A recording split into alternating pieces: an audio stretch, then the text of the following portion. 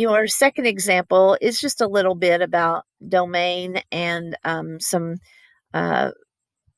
composite function notation that I wanted to remind you about.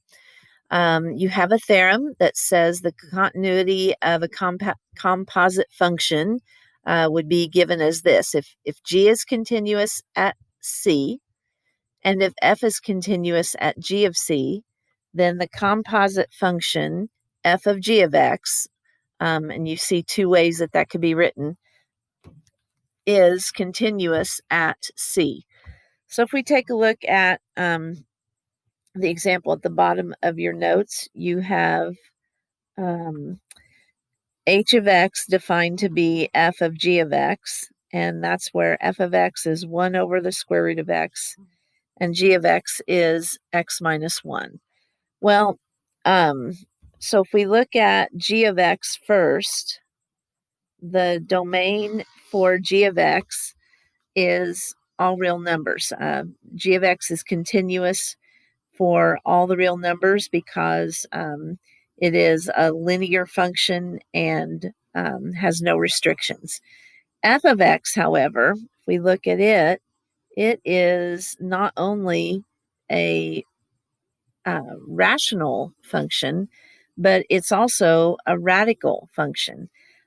So we've got to really think about the restrictions on f of x. Two restrictions on f is that x could not be equal to 0 because it's in the denominator, but even greater than that, x could not be negative. And so actually the restriction on f of x is the x cannot be less than 0. So actually, let me write that. For its domain, x would have to be greater than 0. So as we do f of g of x, let's go ahead and look at that. H of x is equal to f of g of x. And so that notation means that we would have to do f of what g of x is defined to be. So g of x is defined to be x minus 1. And so then we have to think of that x minus 1 as the input into the f of x machine. And so we'll put x minus 1 into where it says what f of x is.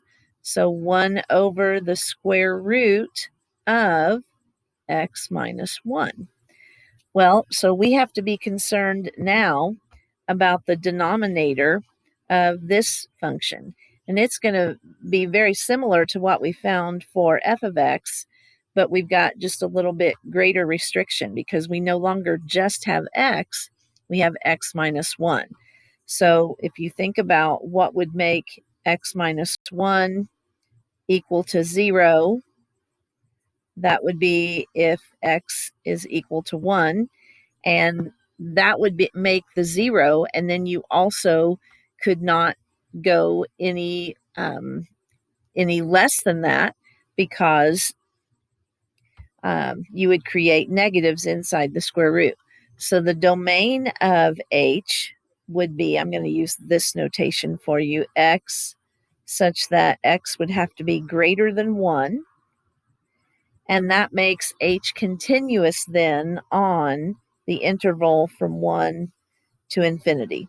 So I tried to give you a whole bunch of notations in this example, along with just some general discussion about domain and continuity of functions over certain intervals.